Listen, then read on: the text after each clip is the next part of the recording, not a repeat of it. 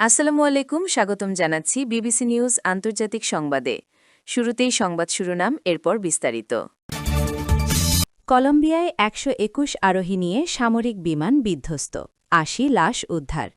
Israel ও মার্কিন ঘাঁটিতে ৭৭তম বারের মতো হামলা ইরানের। দর্শক, এতক্ষণ শুনছিলেন সংবাদ শিরোনাম। এখন বিস্তারিত।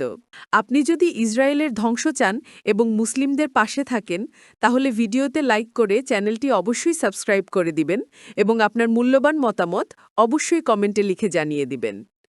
এখন বিস্তারিত। কলম্বিয়ায় ১২১ আরোহী নিয়ে সামরিক বিমান বিধ্বস্ত, ৮০ লাশ উদ্ধার। কলম্বিয়ার দক্ষিণ পশ্চিমাঞ্চলে ১২১ আরোহী নিয়ে একটি সামরিক পরিবহন বিমান উড্ডয়নের কিছুক্ষণ পরেই বিধ্বস্ত হয়েছে। আরোহীদের বেশিরভাগই ছিলেন সৈন্য। সোমবারের ২৩ মার্চ এই দুর্ঘটনায় অন্তত ৮০ জন নিহত এবং বেশ কয়েকজনকে আহত অবস্থায় উদ্ধার করা হয়েছে বলে কর্মকর্তারা জানিয়েছেন। প্রতিরক্ষামন্ত্রী পেড্রো সানচেজ এক্সে জানিয়েছেন, এই মর্মান্তিক দুর্ঘটনা আমাজনীয় প্রদেশ পুতুমায়োর একটি প্রত্যন্ত পৌরসভা পুয়ের্তো লেগুইজামোতে ঘটেছে।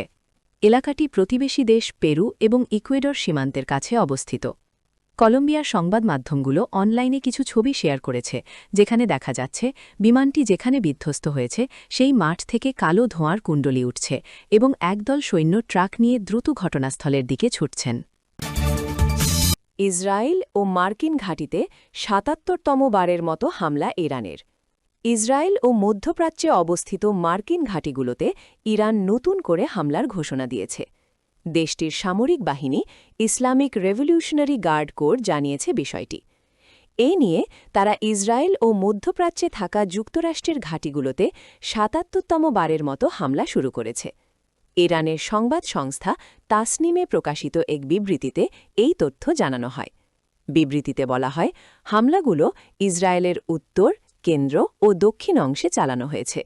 এতে সুপার হেভি এবং পয়েন্ট অ্যান্ড শুট সিস্টেম, খাইবার শেকান ক্ষেপণাস্ত্র ও ধ্বংসাত্মক ড্রোন ব্যবহার করা হয়েছে। এছাড়া ইরান দাবি করেছে তারা মধ্যপ্রাচ্যে যুক্তরাষ্ট্রের কয়েকটি সামরিক ঘাঁটিকেও লক্ষ্য করেছে। এর মধ্যে কুয়েতে আলী আল সালেম, সৌদি আরবে প্রিন্স সুলতান এবং সংযুক্ত আরব আমিরাতে আল দাফরা ঘাঁটির নাম উল্লেখ করা হয়েছে। বিবৃতিতে আরও বলা হয়, ট্রাম্পের পরস্পর বিরোধী আচরণ আমাদের যুদ্ধক্ষেত্র থেকে সরিয়ে নিতে পারবে না এবং আমরা লড়াই চালিয়ে যাব।